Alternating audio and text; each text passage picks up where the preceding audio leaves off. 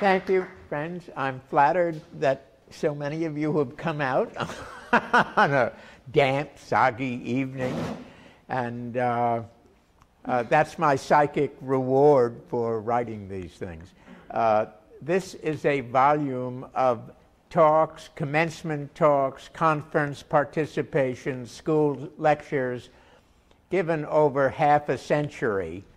And it's really, each individual talk was a labor of love. I confess to enjoying the exercise of reading widely, of pondering a question, of sitting down wrestling with the problems of putting it in writing, and then I enjoy the public discourse.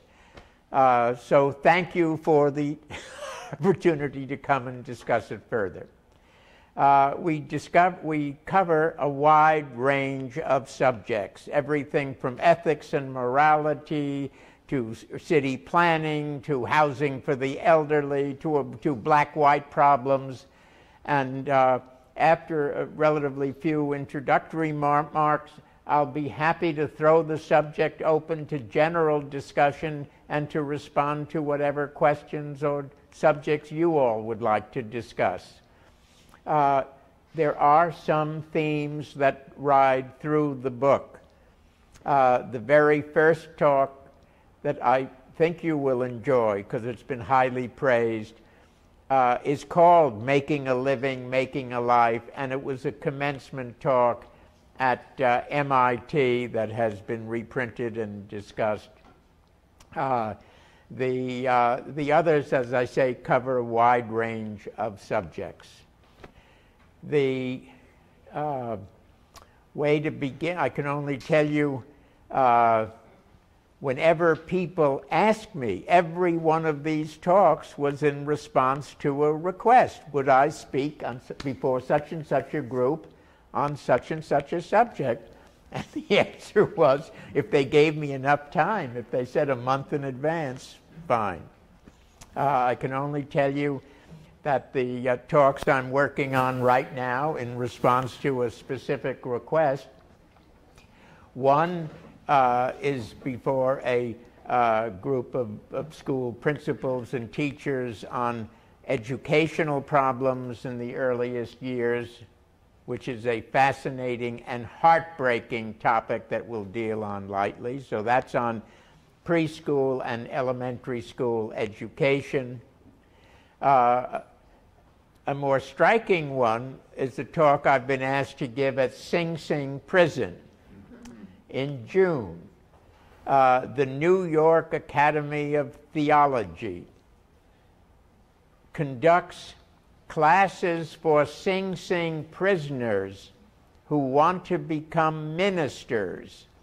So this is a commencement talk to be delivered at Sing Sing Prison before a class of prisoners who, as they leave prison, are getting their divinity degree. And there are going to be three themes in that talk.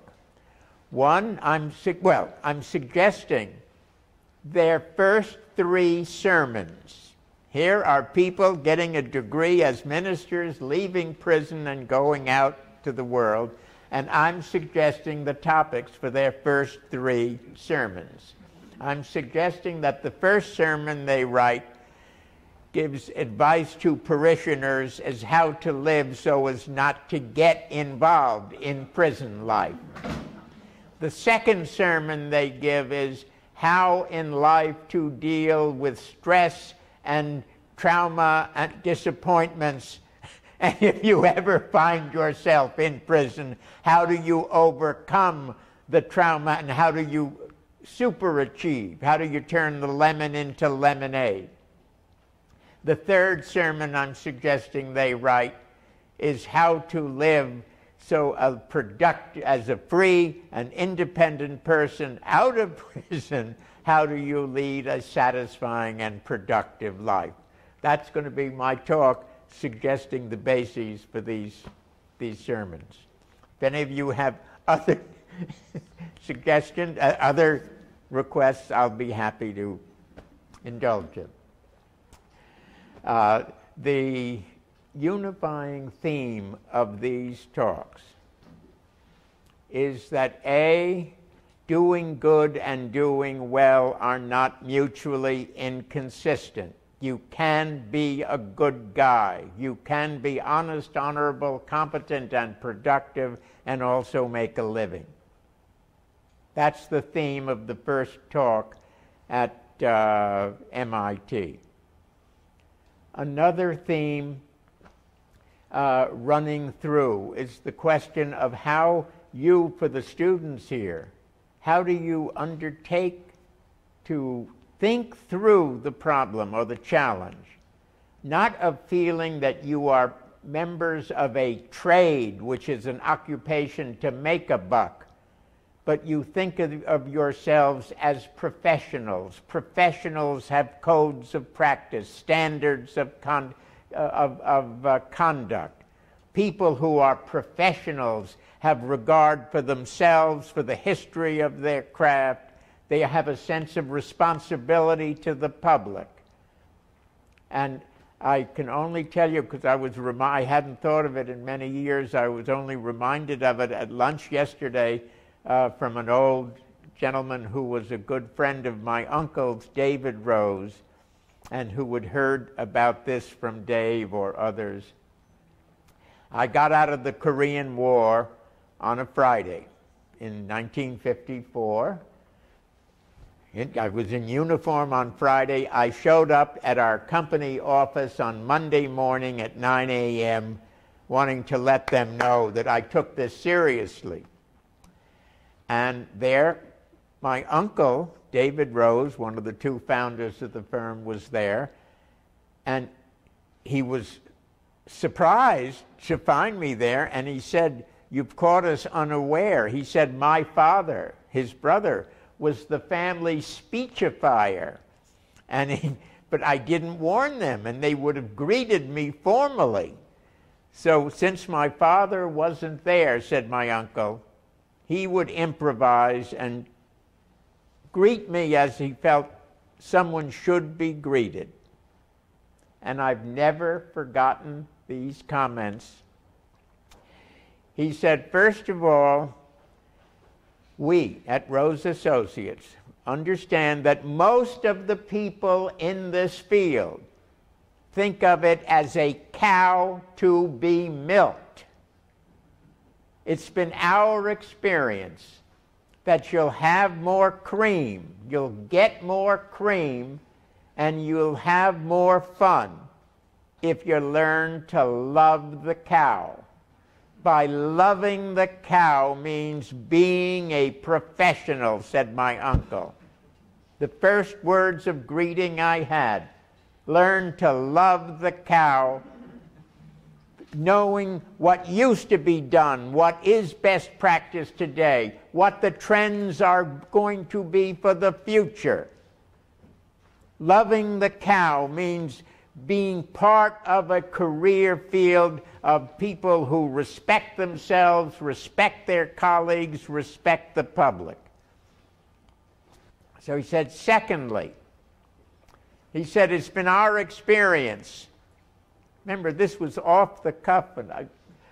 He said, "It's been our experience that you cannot learn to swim by reading a book about swimming or watching someone else swim. You learn to swim by doing it. You can't learn to ride a bicycle by seeing film strips about bicycle riding, watching someone else, or reading or thinking about it." So he said, you're going to do things, we're going to throw things into you quickly. And he said, "We hope you'll make few mistakes, but whatever mistakes you do make, that's what we think is going to be part of our capital investment in you. You have to learn to trust your own judgment. So you're going to learn by doing. And we hope if you do make mistakes, they'll be little rather than big. We hope you won't make them again."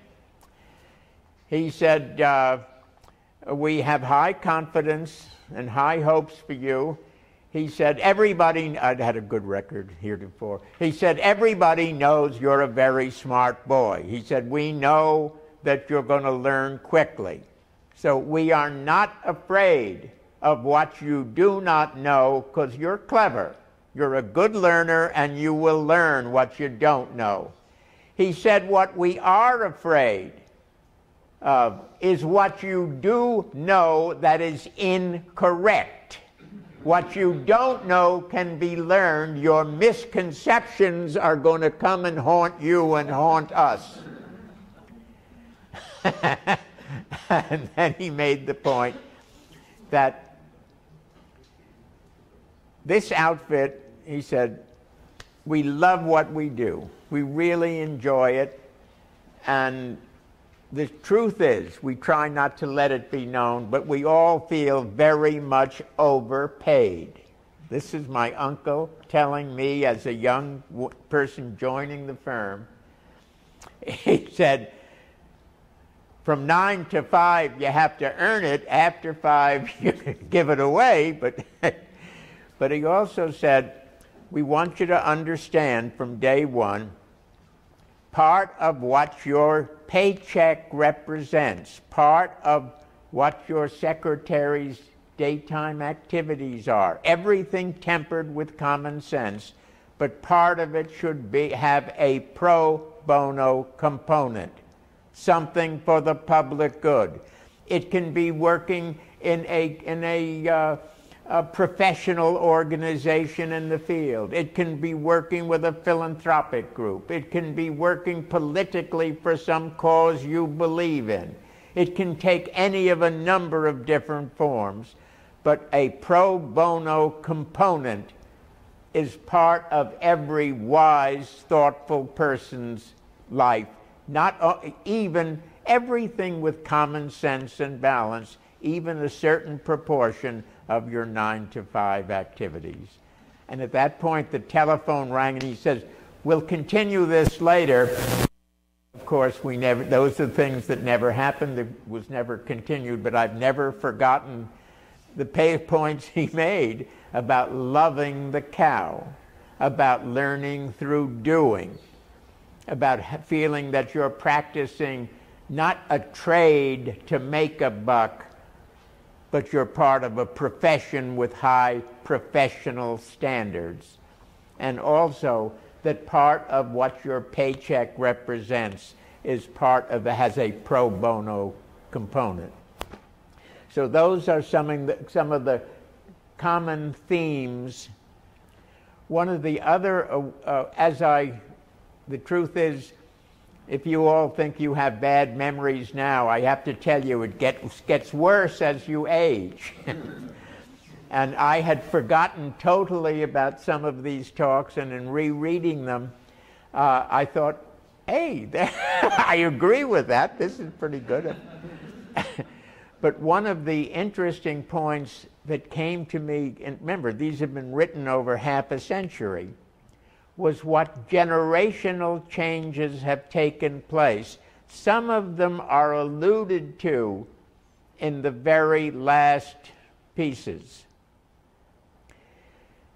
As real estate people, I noticed in the bookshop here, and you should all spend time, and I'm going to come back down and go carefully through the bookstores, that you see Phyllis Lambert talking about the Seagram Building.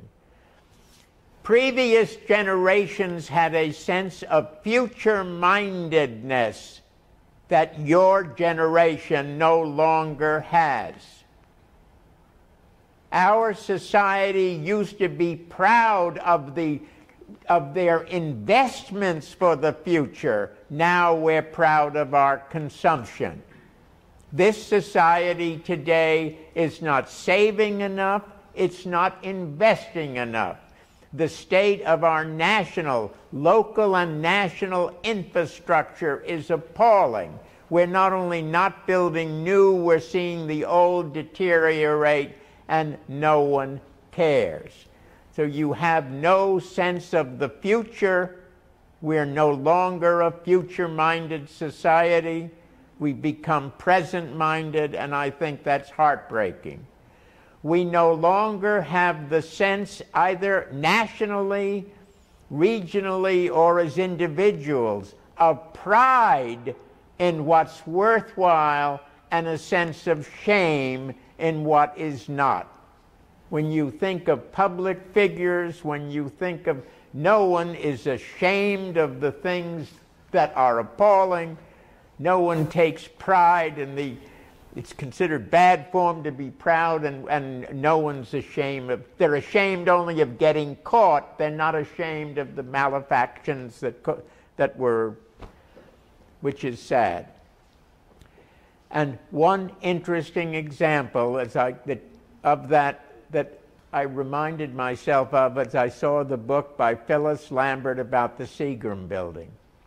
When the Seagram Building was built, they were proud of it. They had a sense of, this is my contribution to the city.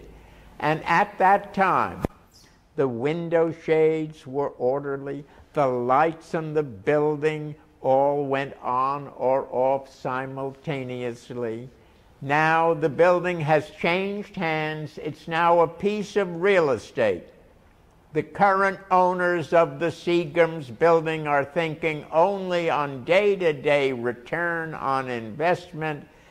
No uniform shades, no uniform lights, no sense of what do we owe the public. No pride in the fact, by God, this is mine and I think I did a good job. You look at Lever House. Lever House, built by people with a sense of pride.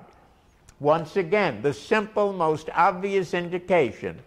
You look at the window shades when you drive up Park Avenue and you look at the window shades.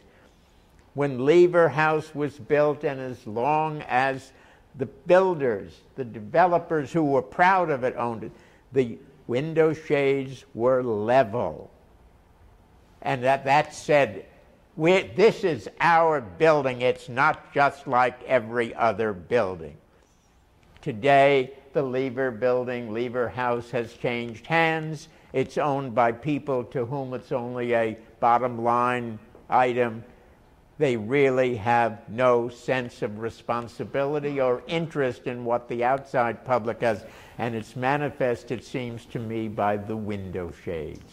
The next time, nobody cares. There's not that sense of pride. So in terms of generational changes, I by nature am optimistic, so the poetic line that I think of today is, if winter comes, can spring be far behind? I like to think that this is a cyclical problem. We're going to need something to shock us, to pull our socks up and get us running. And again, we will have the sense of future-mindedness. About the pride and shame, that is more perplexing. And you'll notice there are several different essays on public and private education in the book. There was a day when the American public would have been mortified to learn that American high school graduates, in not only in writing and in English, but in mathematics, ranked below on objective tests every single leading European country, well below. And there's no sense of outrage. There's no sense of shame. There's just a sense of shrugging, well, that's the way it is. I find that heartbreaking. And the saddest thing is that one of the themes that we deal with, that several of these essays deal with, is there are a number, yes, we are a capitalist society, yes, we are what Tony called the acquisitive society, but there are several different types of capital. The you have the most important in the period we're entering is human capital. Human capital is the composite skills, talents, values, attitudes, mindset, the Weltanschauung, the creativity, the energy, the imagination, the sense of fairness, the sense of obligation to the society. That's all part of what human capital represents. Then you have physical capital. Physical capital are the railroads, dams, roads, bridges, buildings, factories, everything that's physical. And then you have financial capital, which is stocks, bonds, derivatives, and of course you have mineral capital, which is everything under the ground. And mineral capital is becoming progressively less important. Physical capital is becoming progressively less important. Financial capital is becoming dramatically less significant. Human capital, skills, attitudes, values, customs, traditions, the mindset is what is going to be the compelling single, far and away single most important factor in the future well-being of the society. And no one seems to care that when we have, there are many high schools in New York City today where 20% of the student body in public high schools in New York City drop out before graduation. Our society has no social or economic place, no social or economic role for a high school dropout. If you wanted to hire a pizza pie delivery boy, you'd rather have a high school graduate than a high school dropout.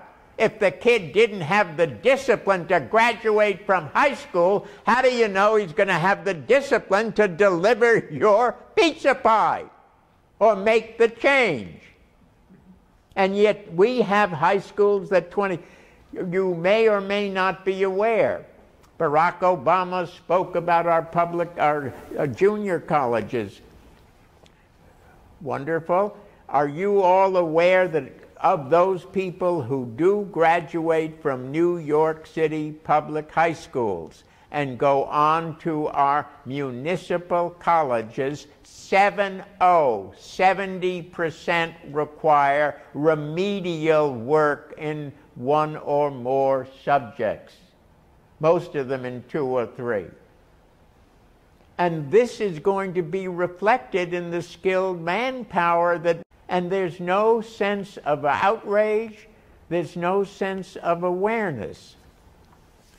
And I think it's important because my book has no polemic. I don't set out to try to beat anybody over the head. My goal always has been to stimulate thinking. I try to stimulate when we discuss public education in the United States compared to public education elsewhere. All right, the dispassionate tests show that American high school students across the board, on average, are deplorably below every European developed country. All right, who's the highest? Finland. The high school students in Finland score the highest, the world's highest, on math and on language. I point out and discuss, and no one seems to care, Finnish public school teachers come from the top 10% of the academic pool. It's as difficult to get into a Finnish teacher's training program as it is to get into America's best law schools or medical schools. The people going to become teachers in Finland, public school teachers, come from the top 10%. The teachers entering New York City public schools as teachers come from the lowest quartile of our lowest, worst public colleges. That's heartbreaking. All right?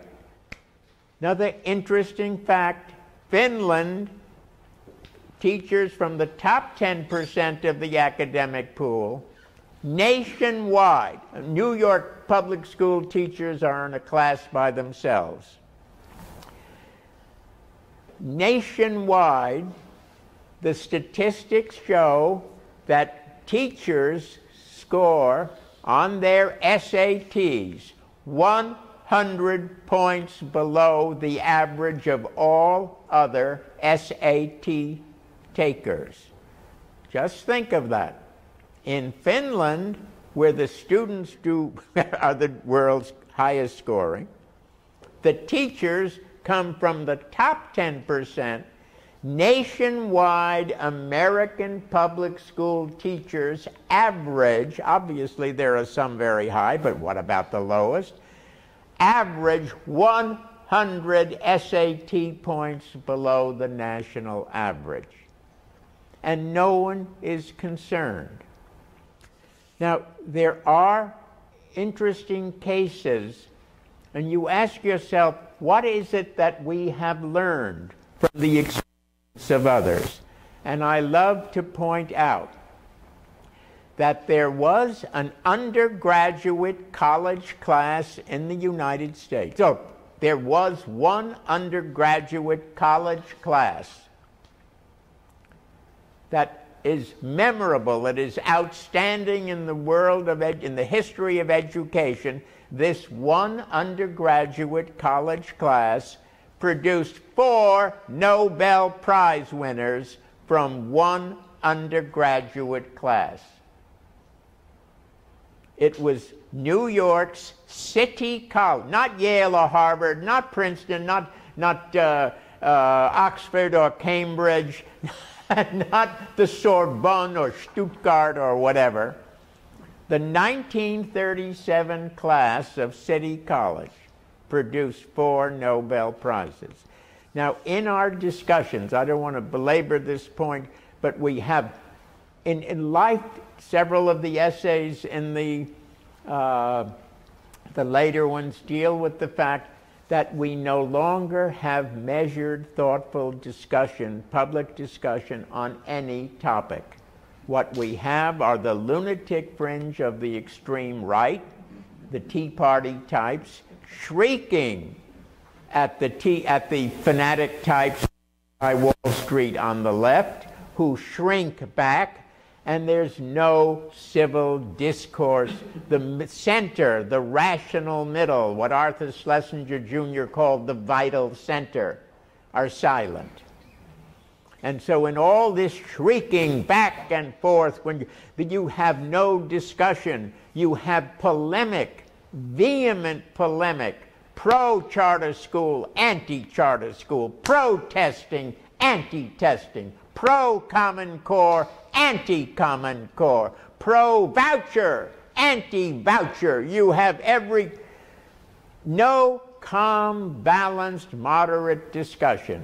You have polemic on both sides, and when the dust settles, there are only 4 things that everyone seems to agree on. The only 4 topics that, given the polemic, everybody agrees on. A, you need smaller class sizes.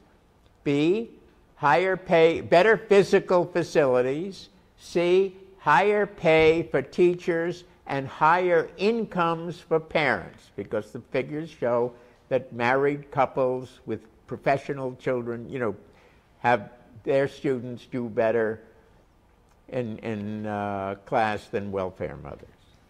All right? Nobody points out. What? Why don't we Why don't we get them to... Well, I'm going to throw... All right. Let me just discuss a few other things. We'll come back to education later. I just want to point out the class of 1937. First of all, everybody in America agrees we need smaller class sizes. The class sizes in Finland, the highest ranking students in the world, are larger. The class sizes are larger than Americans. All right? You get back to the class of 1937 of City College. In that Depression year, the class sizes were immense. The physical buildings were shabby. The professors were underpaid, and the parent body were largely sweatshop workers in the garment district. So here, the highest ranking college class in the history of the Nobel Prizes had none of the characteristics that the American public feels are the only things they agree on. But let's get back to general subject, and we can throw it open to anything you want to discuss. Number one, the first essay that's been highly praised is called Making a Living, Making a Life. That was a commencement talk at MIT to a group of real estate graduates of MIT, and you may find that of interest. As real estate people, there's another talk that has been widely commented on that you might enjoy. It's called Good Cities versus Great Cities. What is the distinction between good and great? And the kind of thing it brings up, for example, is good cities have showcases for culture. Great cities are incubators of culture. Great cities have vitality, dynamism, and so forth, as opposed to good. It's a thought-provoking essay that you might enjoy. Others deal, as I say, with ethics, morality, the history of development, and the goal has always been to stimulate your thinking. As we turn it over to general discussion, I would be grateful. You're all welcome to have a book. I would be grateful for those that want to read it. And I'm always flattered that people do. I would be grateful for anybody's comments on errors or omissions. If there's anything I say at any time on any subject that you think is a half-truth, that you think is a clear error. One Nobel Prize winner wrote back commenting on the question of Finland. He said, well, you can't think of the homogeneity of Finland. The truth is, in Finland's public schools, they're non-Finnish speaking. Black immigrants do better, do no worse. There's no gap. They do no worse in school than other Finnish students. So here, a Nobel Prize winner, there are couple of essays on Black America. And William Julius I showed Carol, I've gotten some very nice comments from Henry Kissinger and from Paul Volcker and from others, and that's my psychic reward. On the book, on an essay on Black America, I got a comment from William Julius Wilson, professor at Harvard, brilliant fellow whose book I cite, The Declining Significance of Race, saying that social class is becoming more a factor than skin color. We're confusing the two. And he asked me not to mention the fact that he saw a draft. I shouldn't mention the fact or emphasize the fact that 73% of all black babies born in the United States today are born to unmarried mothers. aside from anything else, that means only one income. It's only one person to walk the kid to school. It means about talking. And he said his point was, well, some single mothers can be very good. So that I just want you to know that I mention it. I try not to write that number because it seems to irritate, so I no longer mention. That's an appalling subject and for another subject for another day. But the last essay in the book looks ahead with trepidation and does emphasize these points about the society being present-minded, not future-minded, and pride and shame, and no balanced discussion.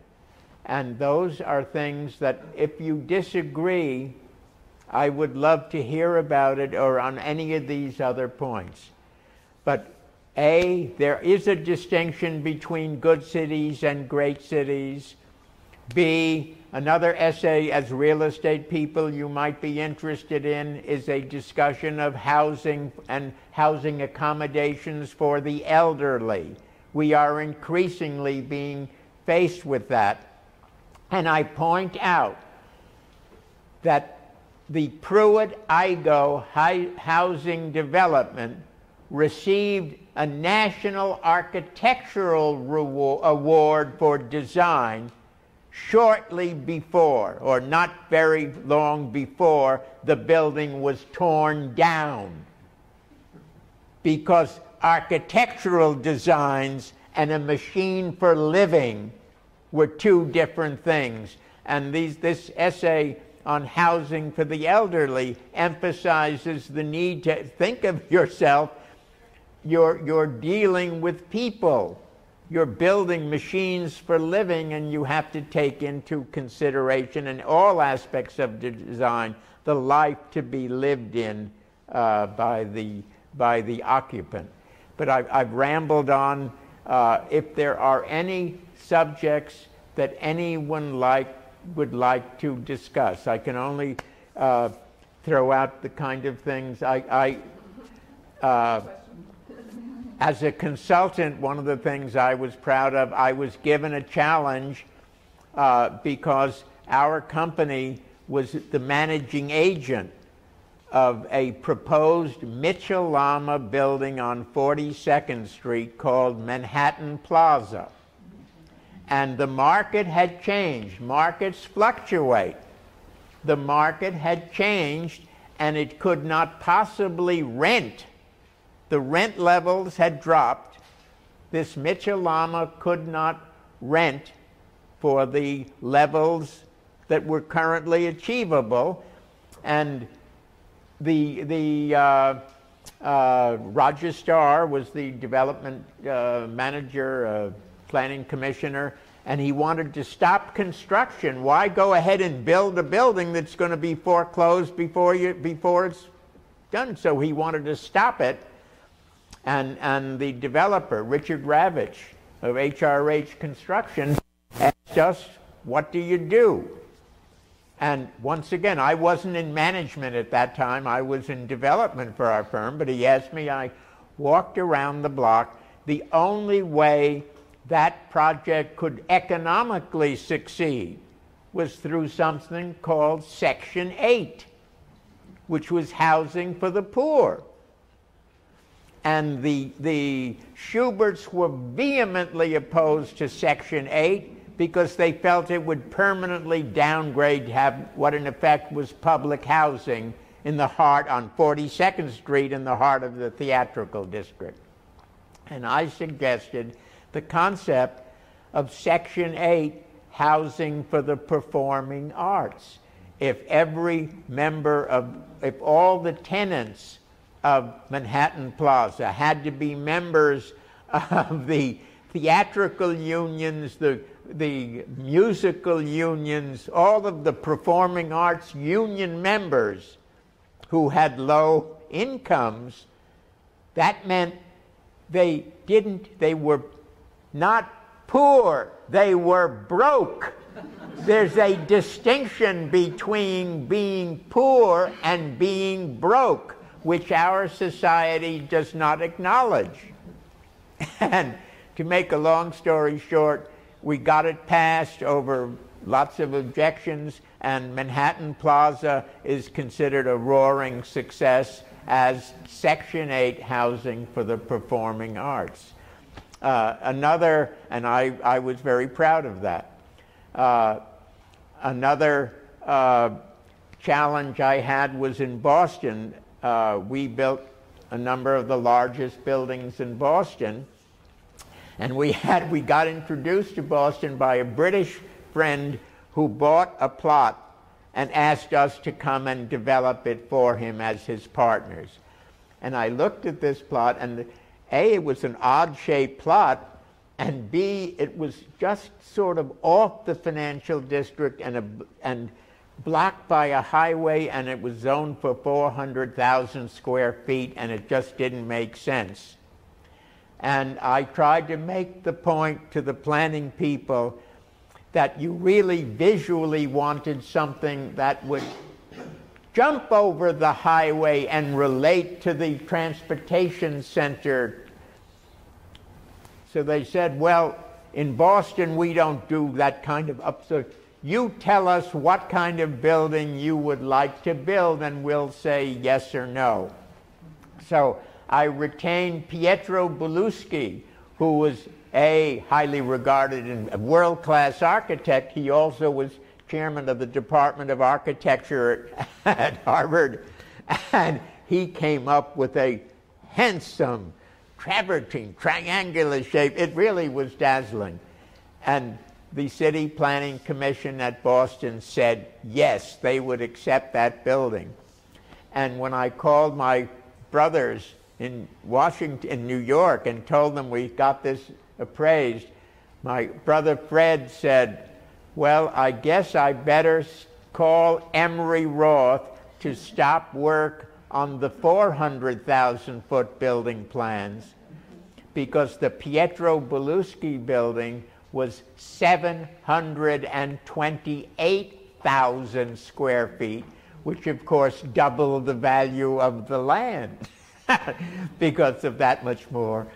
And so I was pleased with that. Another one, I was the developer of a project in Washington, right outside of Washington, called Pentagon City, the whole complex in Arlington, Virginia, adjoining the Pentagon. And when I first saw that, huge amounts of vacant land that made no sense, but they also were planning, they were speaking of extending the Washington Metro. So we worked with the Washington Metro people and told them, you tell us where you want your metro site, and we will design around it. So we put office towers on the right high density. That's one of my fervent beliefs. If you do have high density, it should be on mass transit. And that was the key to the success. And Pentagon City has won national prizes for urban design. And I was very proud of that. But sometimes you have to think outside the box. Sometimes you have to look and ask what can be done. You have to work from the ideal down. And those have been fun experiences. But let me throw open the subject to anything: real estate, ethics, morality, city planning, social policy in relation to construction, anything anybody would like to talk about. Are there any? I'll jump in if there aren't. So, well, you talked about when your first job, which I assume is the late 50s, right? When you came 54. back to New York, right, from the Korean War,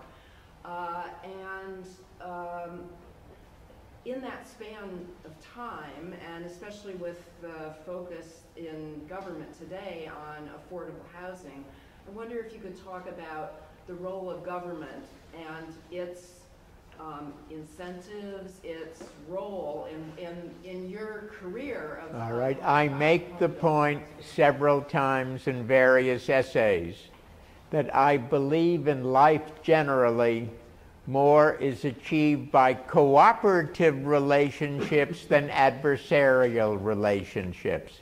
Rather than try to browbeat someone into accepting your point of view, it's usually more an effective, it's also easier and more pleasant to work out accommodations where everybody comes. Life is not John von Neumann, the father of game theory, made the point that you don't have to have positive or negative sum games. You can have a game in which everybody wins. You don't have to have someone winning at the expense of someone else losing. There are times when 2 times 2 can equal 5. There are times when you have synergies and you have everybody's goals. So that I think as a practical matter, one can achieve this sort of thing. One interesting example, when it was clear that Times Square should be redesigned, the time had come to take a fresh look at redesign. I was on one of the committees that was advising the government, and Brendan Gill was a flamboyant, eloquent New York Times critic, and he kept pounding the table and pointing out, look how sterile 6th Avenue is. The real estate industry wants towers. Look how sterile 6th Avenue is. You don't want that kind of deadness. He said, and he said, we want life. We want excitement. We want it to be a thing. You want high-rise towers? Fine, build these giant, but we need the signage that's going to be. And he said, you know what? We even want the Irish bars, and we want the streetwalkers bringing, like, isn't that right, Dan? He said and I thought, my God, how can I go home and tell my wife I spoke publicly in favor of keeping the streetwalkers in Times Square? So I got up and said, yes, vitality and diversity, vitality and variety should be the hallmarks. I didn't mention the streetwalkers, but that was the kind of compromise that was worked out in the redesign of the Times Square area. The real estate owners wanted these high-rise towers. Planners didn't want 6th Avenue. So the result, whether you like it or not, when you go to Times Square and you see these great signs and all that, you know you're not on 6th Avenue, and that there is a sense of vitality, and they do have the office towers. But I think, as a general principle, I think the development field should learn to, or make efforts to, not to compromise, in that it's not you're giving away, to work for jointly approved goals. You should try, everybody should look for a positive sum game in which everybody comes out ahead. Yes, ma'am. This is about education, and I think that the presidential election that we're about ready to be faced with, there's going to be a lot of discussion about education and basically the I'm sure nobody's going to say this, but the failure of our education system as it relates to the way that you were speaking about it. And because you clearly understand this question very well and the problems that our education system is facing, I don't expect that you would have a solution, but I'm just wondering if you have, taken it to the step of thinking about how we might begin to think about our education. Yes, I do write and speak widely on preschool education. Let me just go back for a moment to the City College class of 1937 that had low-paid teachers, shabby buildings, poor parents. What did that college class have? It had highly motivated, hard-working, well-prepared students. It had teachers, it had professors who were proud of their students, had high aspirations for their students, respected their students. It had parents who admired and respected the students and encouraged them. And it had a society that was proud of meritocratic achievement. So the way right now, there's a very common, you see, there's not a week that passes, it seems, without comments, why are there no more black faces at Stuyvesant High School and Bronx High School of Science? And the answer is, where do you start the preparation? The way to get into Bronx Science or Stuyvesant is to do well on the selective tests. You do well on the selective tests by having prepared. You go all the way back. And it's the preparation, the surest indicators of later academic success are at the third grade level. What is even before, what is the size and complexity of the working vocabulary of the child? How many books have there been in that child's home? How socialized has that child been? How socialized so that that child can express him or herself to adults? If the child can speak to adults, the child doesn't have to fight and hit the teacher and be dismissed from class. If the child can speak at the third or fourth grade level, the child can stand in class, and if another child is in front of, doesn't push the one away to walk ahead. There's no question whatsoever that the way to produce students at the end line is to start early. Babies, every other nation in the country spends more time, more attention, more money, and more effective efforts on from birth until the first 3 years. What they do in France, what they do in every country in the world. So that and if you do have mothers that can't do it, you have to help those mothers. You have to have the value system has to be one that's proud of achievement and ashamed of lack of achievement. I think every parent of a child who dropped out of high school I believe if a child drops out of high school and there's no role in our society for that child, I believe. But that's also, we have so many other things. It's education, our American, as it stands today, the crowning pinnacle of American education are our research universities. Increasingly, half the students are foreign students. Increasingly, 70% of the people applying for the armed forces, applying to join the Army and Navy, are turned down now physically, mentally, educationally.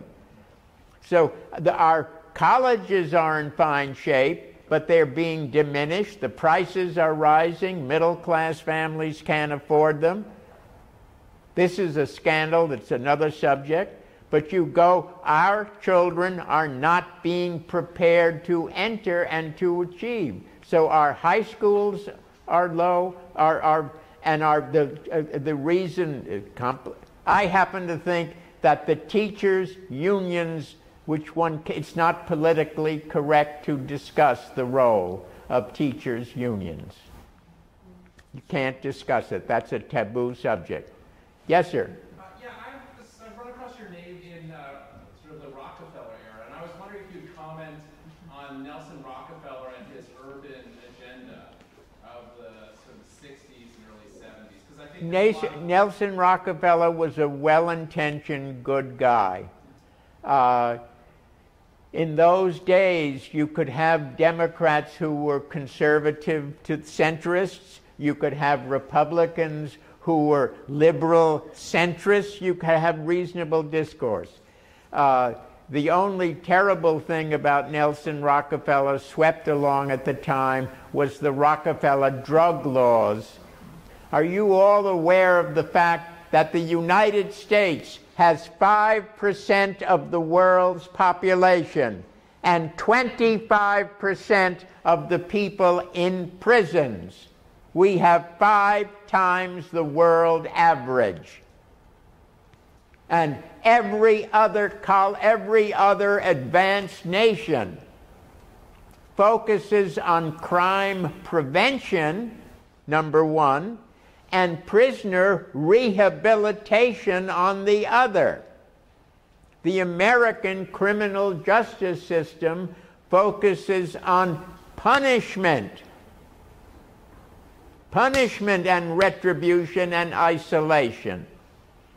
And the Nelson Rockefeller drug laws we are only beginning to come out from under those. But Nelson Rockefeller was a person, right now, you have the flacos on the extreme right who want no tax increases, no role for government. You have the flacos on the left who want confiscatory taxation and every government doing everything. And the answer is, somewhere along the line, when the public becomes aroused sufficiently, we will have a tax system that encourages growth. You must have a growing GNP. And that growth, the proceeds of that growth, can not only go to the top 1%, the proceeds of that growth must be spent more thoughtfully and for more public goods. And there are those of us who advocate something called a value-added tax, which is like a sales tax on consumption. If you had a value-added tax on consumption and you omitted housing, clothing, and food and rent, then the poor, that's what poor people spend their money on, or should spend their money on: food, on clothing, on housing. So if you didn't have taxes, a sales tax on those things, or above a certain amount, then it wouldn't be a regressive tax hurting the poor. And if somebody wants to buy a pair of Adidas sneakers for hundreds of dollars, screw him. Let him pay a confiscatory tax. If someone wants to buy a 200-foot yacht, let him buy it. Let him pay a tax.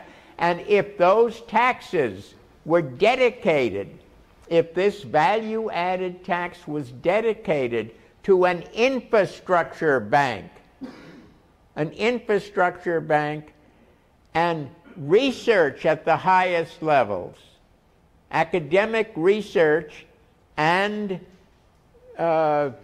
infrastructure, and also public goods like parks, playgrounds, and so forth, with interest rates as low as they are, it's madness for us not to have a massive infrastructure. You know, the American Society of Civil Engineers, who rates all these things, gives America a D- on the state of its infrastructure.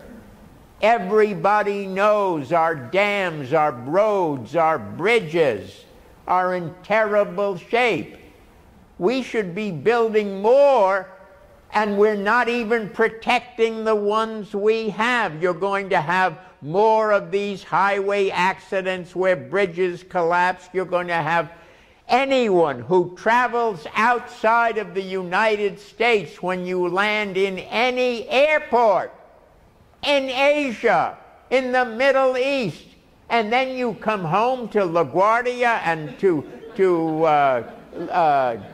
Kennedy, it should be a source of shame. I come from a generation that took pride in American exceptionalism. I took my generation, but once again, I am part of a generation who, as a little boy, heard my president, John F. Kennedy, say, "Ask not what your country can do for you. Ask what you can do for your country." And the audience cheered. If someone said that today, they would laugh him off the platform. So that no one wants to invest. We don't invest. And I believe that you should have massive investment. Your economy has to grow. You have to change your tax system. It has to be graduated. You want to give incentive for the creativity, the innovation, the energy. And these are cultural things.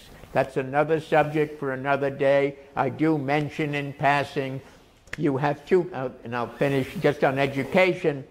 There are 2 members of the United Nations, each with a population of 7 million. Each are wildly absorbed with education. One is Singapore, the other is Israel. Each has 7 million people. Each is wildly absorbed with education. Singapore has the Confucian mindset, very hard work. You come early, you work long, you stay late. You come on total memorization, total preparation. You adore your professors. Confucianism takes the position, you adore your professor, so you never ask a question. You listen. Confucian mindset is one of absorbing, memorization, hard work, following everything the professor tells you. The Jewish tradition, I'm not speaking of theology, but of culture with a small c, questions everything. Everything is a question. Why is this night different from all other nights? Why this? How many Nobel Prizes since the year 2000? 2 countries, each with 7 million people. One espousing questioning, the other espousing Confucian acceptance. Since the year 2000, how many Nobel Prizes has Singapore won? 0. How many Nobel Prizes has Israel won? 11. The Nobel Prizes come from questioning, come from ferment. America's strength will come from not only higher education. We don't even let the foreign graduate students, half of our engineering are now foreigners, and we don't even give them visas to let them stay. We send them home. But we have to inculcate curiosity. We have to inculcate self-discipline. We have to have high aspirations for our children. And we also have to have higher quality teachers. Teachers in Finland are highly respected and admired, and well paid too, because they are highly admired and highly qualified professionals. Public school teachers in the United States have virtually no incoming standards. You can practically move your lips when you read and become a public school teacher in New York City. And after 2 or 3 years, you get lifetime tenure. And such a teacher can come in at lunchtime, fall down dead drunk on the floor, and not be fired. You've taken us into a perfect circle from your beginning, so Right. I think that's a perfect... Sorry, I meant, are there any other subjects or questions on any topic? Well, this is the time that we usually adjourn for a drink of wine and individual questions. I would love that. So let's But all right, you're all welcome. The books are free. You don't have to buy them. Here in the corner, buy the wine and the watch. Darkness here in Lower Manhattan, but Lower Manhattan is looking up. I know that some of you who are here from Nick Bloom's NYU class have come to other of our events, and I certainly encourage the students to look around the exhibition too, especially from its beginning, which is up at the other direction, and back into the space. As some of you know, we do 2 exhibitions a year, and this one has just opened last week. It's called 10 Tops, not top 10, not the top 10 tallest buildings, but top 10 tops of the world's tallest buildings. And it's a lot of fun, I think, to look around, and I hope you'll do that, and I hope you'll come back. You probably also know that we do regular monthly authors talks like this one tonight, and the last in the spring series, and you can pick up a postcard at the front desk. And we encourage you to come back for that one, is on April 7th, when Marta Gutman will talk about her book, A City for Children. A professor at CUNY in the architecture school will talk about social housing and social reform movements in the early 20th century. The span of talks that we do here take topics from New York City history, history of cities internationally, architecture, planning, a whole range of topics. And we go from the academic to the popular. We go from philosophical looks at how cities operate to biographical investigations of how individuals have an effect on the urban environment. There's a whole range of topics, and that relates very much to our speaker tonight, Dan Rose, because he hits a whole range of topics that he's collected in this book, Making a Living, Making a Life. Now, I think a lot of you are here because you know who Dan Rose is, but I'll still give him a bit of an introduction. Dan Rose, according to, I think, your website or your blurb, has been 60 years in the real estate business in New York. He's the chairman of Rose Associates.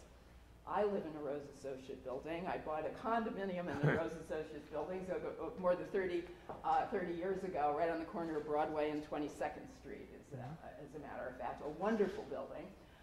The Rose family is part of the families of New York real estate, the legendary families of New York real estate, who have built the fabric of the city from probably the late 19th century, certainly through the present day and forward. Everything from the office buildings of downtown and midtown to the residential rows and avenues that blanket not just Manhattan, but all of the boroughs. And Rose Associates has been one of the most influential and powerful residential building developers in New York. The whole family has been very dedicated to the city of New York, to real estate history, urban history, as well as philanthropy in New York. And Dan, with his 2 brothers, has led the development of the Rose Associates. I had the pleasure of helping his brother, Ellie Rose, find a home for the papers of Rose Associates at Columbia. That was, I think, enormously important because real estate history is so underappreciated as an academic discipline. And the study of cities can absolutely not be told without looking at the history of real estate investment. But yet we, over the decades, I think, have suffered a kind of prejudice against developers thinking that you know, to use the language of the 1960s or 70s or 80s, greedy, rapacious developers, you know, would find ways in order to enrich themselves at the deficit of the public realm. That is not true, certainly, but even if it were true, it would have a history that would deserve to be investigated. But I think if we contextualize, because many of the students here are in a planning course in the history of planning, if we contextualize the history of planning, and I know, speaking with Nick, that you kind of started with Ebenezer Howard and the kind of optimistic visionaries about how cities might be shaped, that city planning has had a very large element of philosophy embedded within the ideology that motivates planning. And planners look for a better world. So the segue to Dan Rose and the essays that he pulls together in this book is in part his life, it's in part his philosophy, and it's the efforts that he makes in terms of writing down and advocating for ideas about a better city. And he has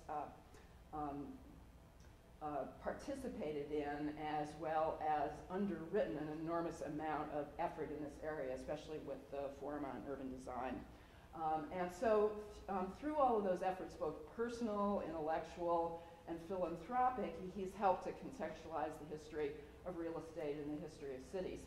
So real estate, philosophy, and philanthropy are the three themes that I think are brought together in Dan Rose's book, and which I think he'll talk about tonight. And he's going to encourage, after a few remarks, to have you ask questions in order for this to become more of a discussion. But apropos of philanthropy, I have the good news that the books that you saw if you came up the ramp have philanthropically a free book for everybody here. So we'll put together, so I understand for the NYU students that this is going to be on your reading list as a consequence of this, so you'll really have a chance to have the author sign the book, but also to catch up with, in detail, the footnotes that come after. So here's Dan Rose to talk about it.